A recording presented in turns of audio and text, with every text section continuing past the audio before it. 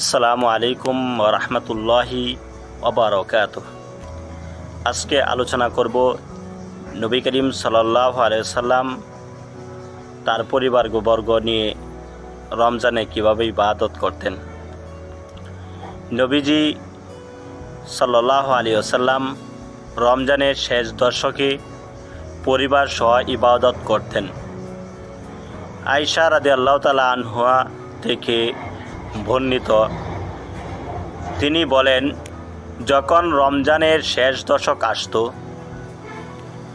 তখন নবী করিম সাল্লাল্লাহু আলাইহি ওয়াসাল্লাম তার লুঙ্গি কষে নিতেন, বেশি বেশি ইবাদতের প্রস্তুতি নিতেন এবং রাতে জেগে থাকতেন ও পরিবার পরিজনকে জাগিয়ে দিতেন।